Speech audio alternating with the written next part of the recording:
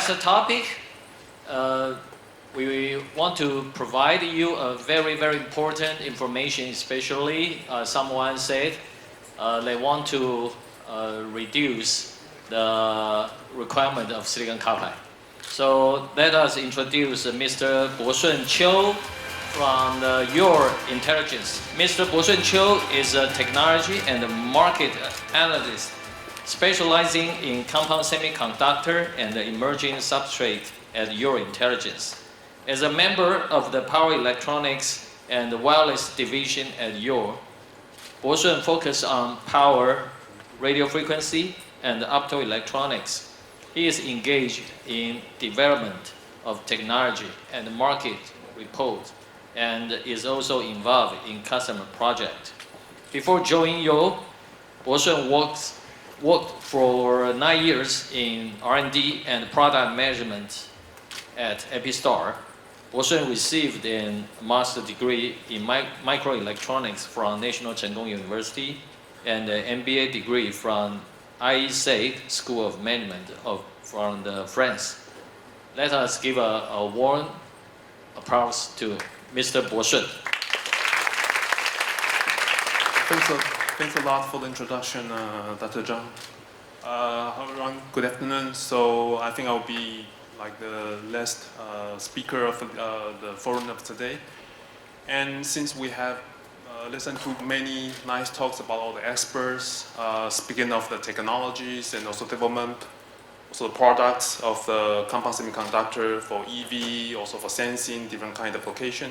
So maybe I would like to take the chance to talk about the supply chain development and what will be the potential of Taiwanese player in this very popular silicon carbide market.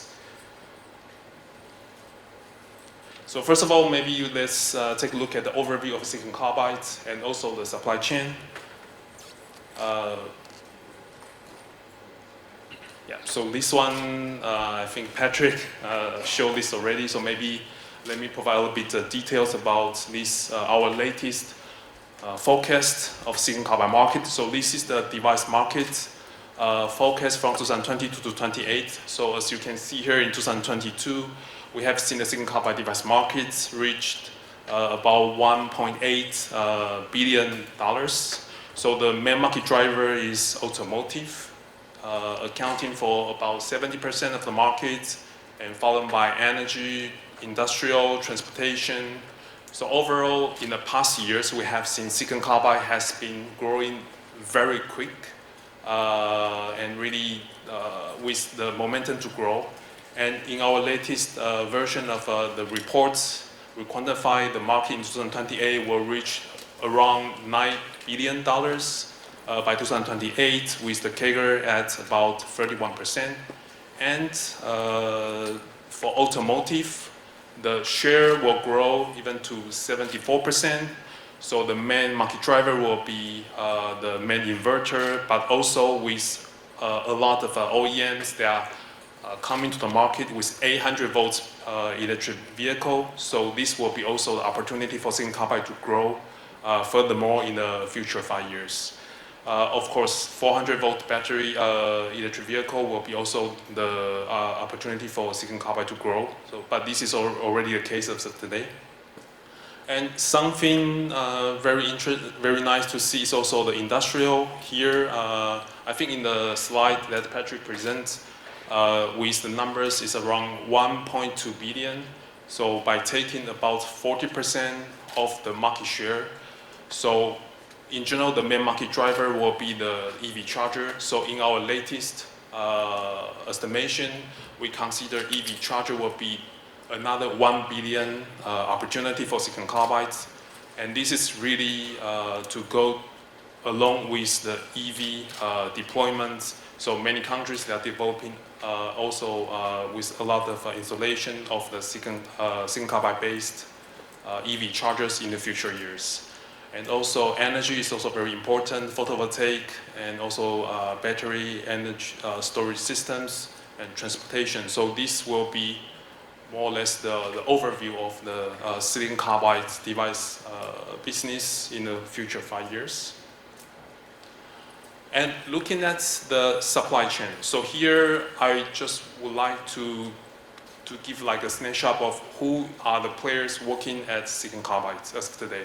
So you can see here at different levels, we have seen silicon carbide substrate, epi wafer to process, design, packaging to system.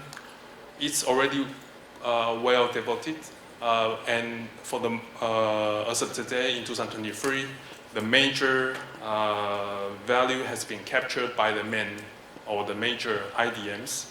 So there will be the market leader ST Microelectronics also presented today earlier in the morning. We have seen Infineon, the leader of power electronics. They are also develop this IDM business model, but they are not engaged in the silicon carbide wafer business. And also on the other hand, we have seen ROHM, onsemi, Wolfspeed, and also Bosch, another player in Europe.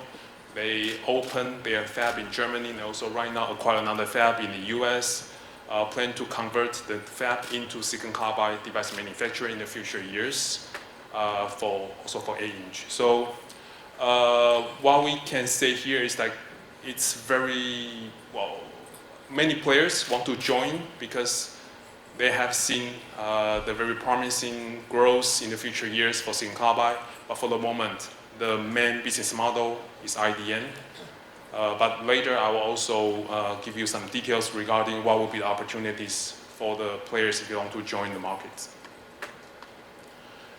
And by seeing the market growth to nearly 9 billion in the future 5 years, and then the supply chain, so you will also require the investment to really support this kind of growth. Otherwise, there won't be enough wafer and also device to support the growth.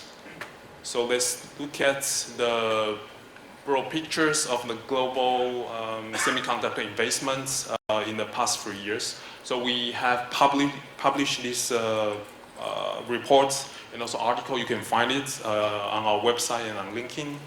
So in general, in different countries, we have seen, for example, in the US, there's a CHIP Act, and a lot of companies, they are investing in different fields of semiconductor. And also in Europe, we have seen a lot of announcements. And in Asia, of course, in Japan, Korea, and in Taiwan, very important. For example, TSMC, UMC has invested multiple $billion, and also they are also investing in the US and in Europe, and also in Japan and China. For sure, it's a big market for the semiconductor companies to invest. But somehow this is a global market. In total, about $800 billion. But here, actually, we can see some familiar logos with silicon carbide. We have seen Wolfspeed here, Bosch, Infineon, ST Microelectronics. So what about silicon carbide? So here I select some more significant cases to show here. So in the US, we have seen Wolfspeed invest about 6.5 billion in the US and in Germany, and also onsemi also have about 2 billion investments ongoing in different locations globally. And in Europe, we have seen Infineon, ST, and Bosch. They are expanding their capacity and also by building new facilities in Singapore, in Malaysia, and also in Japan. ROHM as a major player, they also announced to build a new fab. Actually, they just acquired a new fab. So with also the project to invest in this fab, and also Mitsubishi Electric, they also announced to build the next generation of the 8-inch fab. Korea as well. But here, what about Taiwan? Also, China, we have seen in the morning, ST Microelectronics mentioned about the joint venture with Sanan. But it seems like in Taiwan, we don't really see this level of investment of silicon carbide. If all the major players, they are investing for the next step of a market growth, maybe Taiwan can also think about what to do in the next step. And the next competition will be 8-inch, since Wolfspeed has already opened the fab in the US, and actually they are the only companies right now with the fab running to make productions as of today. Many different companies, like I mentioned, to invest in different locations and aiming to have the 8-inch fab, considering the cost effectiveness and also to have the potential to scale up the production. So 8-inch is definitely the next enabler for silicon carbide. And if you look at the map, in the US we have seen two, Wolfspeed and Bosch, and in Europe we have seen, for example, the Wolfspeed fab will be built in Germany. ST Microelectronics will build it, expand the capacity in Catania in Italy, and Bosch, they, like I mentioned, they also have a fab can convert partially the capacity into 8-inch. And here in Asia, we can see a lot of projects ongoing. So there will be the view of 8-inch silicon carbide manufacturing in the coming years. And this slide, I would like to maybe take some time to explain what we observed. So in general, we will need to see the capacity expansion and then to have available volume, and then in general, the price will increase to have more adoption, and then the demand increase, and then another round of capacity expansion. So this is in general the loop, the cycle of investment and the demand. So if we only look at the capacity, so here I'm not saying this is the real production, but by seeing the announced capacity and to compare with demand, front end, which will be device capacity and also substrate, what would it look like? So the red bar is the demand. We convert into 6-inch equivalent volume. The yellow one is the front end, which is the process manufacturing capacity. And the green bar is the wafer capacity, the substrate. A lot of capacity has been announced globally by the major players, and also a lot of Chinese players just announced they are going to build a large facility to increase their throughput, the output of a substrate in the future years. But this is only capacity. The real case could be more complicated, but just by seeing these charts maybe can give you some feeling.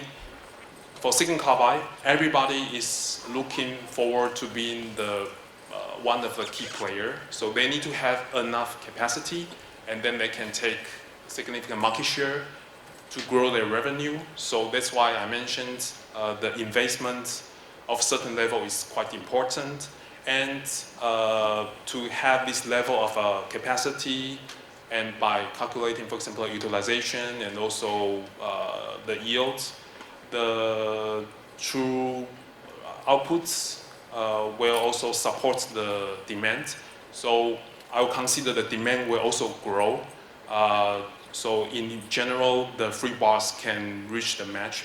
But the key message here is a lot of players, they are expanding capacity, especially at substrate level. And the next one, the position of automotive tier 1, because we have seen a lot of announcements, OEMs, they want to have silicon carbide based electric vehicle, but what about tier 1? So we found it very interesting, so we have some insight to share today. So in the past, the OEM will define the specification, the tier 1 players will have the design and the manufacturing, and the tier 2 will be the device supplier. There will be the conventional business model. But now we have the EV, so OEM actually they are more engaged in this EV design and even manufacturing. So one of the scenario could be like this. Tier 1, they are maybe kind of losing the share in the system design and manufacturing. There will be the game for OEM and the device manufacturers. Or the tier 1 can take the manufacturing to help OEM to ramp up the manufacturing, and the tier 2 can supply to tier 1 to work together to build the supply chain. But both of them, the tier 1 will somehow lose a bit their position in the supply chain. So we also find interesting cases today. The tier 1 players, right now they are partnered with the device manufacturers, and they want to have both design and manufacturing. And what we have seen, the announcement will be onsemi with Vitesco, Magna, BorgWarner, the long-term agreement, and also with the investment. Wolfspeed, they signed the long-term agreement with BorgWarner and ZF, and also the companies also invest in the capacity expansion of Wolfspeed. Another case, Bosch is tier 1 players. Right now they are building their own device manufacturing facilities in Germany, and also with the new acquired fab in the US. So it could be the scenario that tier 1 can play a significant role in the supply chain of an EV. So what will be the overlapping zone? So the players, they are moving to different level. So like I mentioned, the major IDMs, they're also moving towards module packaging. We have seen, for example, Star Power, they have some project to build their own facility to manufacture their silicon carbide devices. We have seen the European player, SEMICON Taiwan, they are more focusing on the packaging level. And Bosch, they are moving upstream to device manufacturing, and also the automotive players, they are also entering the module packaging. So here we can see the players, they are going to the power module packaging, which will represent the big opportunities for the companies to grow. And what about Taiwan? We have seen a lot of companies in Taiwan in semiconductor, and silicon carbide with 31% CAGR in the future years, so which is also a nice opportunity. So if you come back to the slides, the global supply chain, the overview, and the Taiwanese players in the silicon carbide world. Okay, we have the material level, we have Hermes Epitech, we have a TiSiC, with the relationship with Foxconn and also Global Wafers in substrate and also epi wafer. And in epi wafer and the process, we have a TSC, we have a Mosel. They announced they are going to have the silicon carbide business in the future years. EPC, very important foundry together with EPI, working at epi wafer level. And Foxconn from the system, now also working on the in-house device manufacturing. So we have seen the Taiwanese companies, they are working on silicon carbide at each level. Now we have seen some players, they are active and to have some R&D or the real production. But what would be the, what would be the, the case for which level to enter? So this is what we have seen in the past 2 years. At device level, in the past 1 year, we don't see big changes. The top 6 players acquired the majority of the market share, 86% in 2021-22. We don't see big changes. But somehow at wafer level, we have seen just within 1 year, the new players have taken around 5% of the market share, and don't forget, the market is growing, and they take 5% of the market means they are growing their revenue significantly. So this is just to show you different kind of market dynamics at device level and the substrate level. And somehow it's also very important to have manufacturing. So especially for the front end, for example, the foundry business model, in silicon carbide, will we see more shares in the future? So here I calculate what will be the capacity of the major players. So the red one, captive, means the IDM. The yellow one, open, means foundry. And some companies, they are in between mix. They can do foundry, they can do IDM. So here I call them mix. So actually, as you can see here, in the future years, by implementing their investments, the foundry business model, if we combine the foundry and the mix, more or less it can be around 15 to 20% of the market share. So it means the market will still need the capacity and the support from the foundry players. So here we also found it very interesting, so we'd like to share with you today. To sum up quickly, so the silicon carbide market will grow to around $9 billion by 2028, and it requires a lot of investment. So in the global investment in semiconductor, 800 billion. So more than 25 billion are injected into silicon carbide in the past 3 years. IDM business model is still the mainstream of the silicon carbide. But for sure, they will also expand their capacity to ensure their leadership. But somehow, on the other hand, we have seen, for example, automotive tier ones. They make the strong link with the silicon carbide device manufacturers, and there are many players. They are moving to the silicon carbide power module packaging. Even they have different backgrounds. And here we're in Taiwan, so in the supply chain, we have seen different players covering different level of a supply chain, which also shows the dynamic in Taiwan is moving on. So in view of the strong demand of silicon carbide as of today in 2023, so foundry we consider it will still play a significant role in the future years. And today I can only speak about silicon carbide, and a lot of speakers, they have present very interesting topic, technology innovation, products in different topics. So at Yole, we also have different kinds of product covering silicon carbide, gallium nitride, also gallium nitride for RF application, and indium phosphide. It's great we have IMEC to present a little bit about the indium phosphide technology today.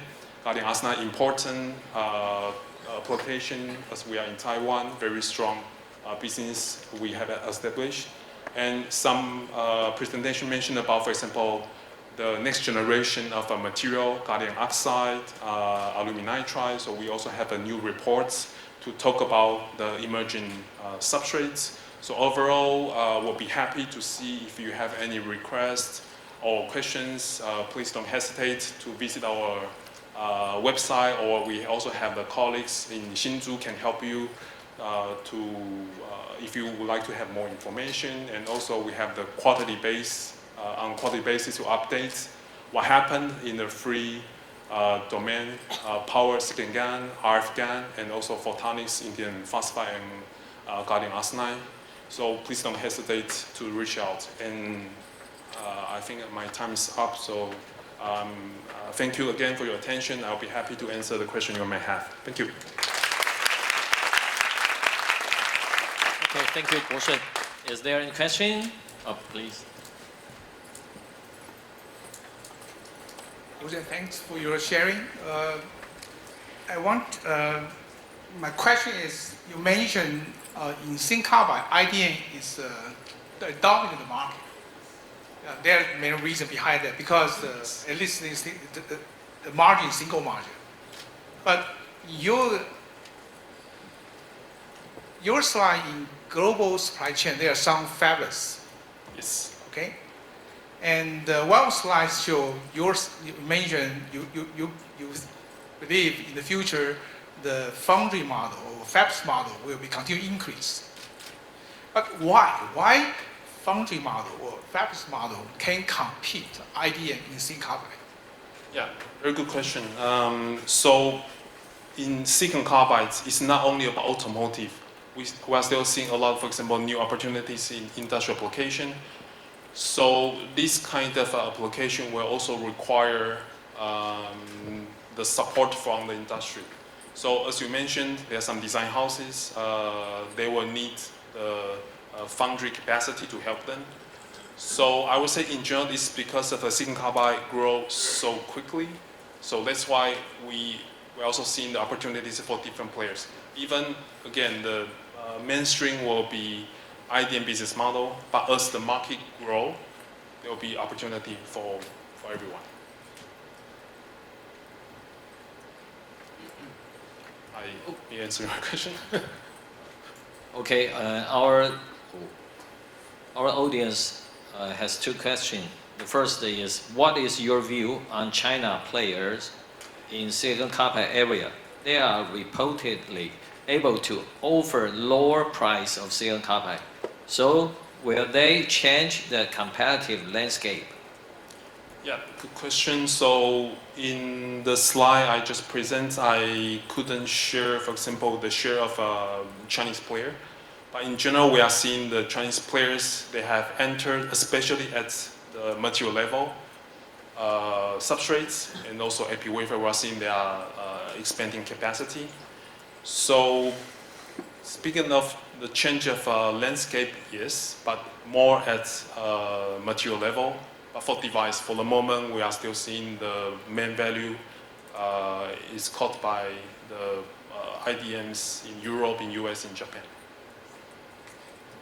Okay, the second one is almost the same. For investigating in silicon carbide compared to elsewhere, it looks like Taiwan is late. What happened? Oh, I won't put in this way. So Taiwan is very strong in different applications, right? So yeah, in silicon carbide, in Taiwan we have some players that are in power electronics. But somehow, if you look at the history of power electronics, the European companies, Japanese companies, American companies, they are also very strong. So for sure, they will ensure their leadership. But it doesn't mean Taiwanese player cannot join to develop the technology. So that's why I put a slide. We have seen different players in the supply chain, the Taiwanese players. So maybe it's a starting point. And if we can manage to have more investment and to accelerate the development of product launch, Taiwan could also have the opportunity. Okay, thank you so much, and let us give a welcome to Poshun again.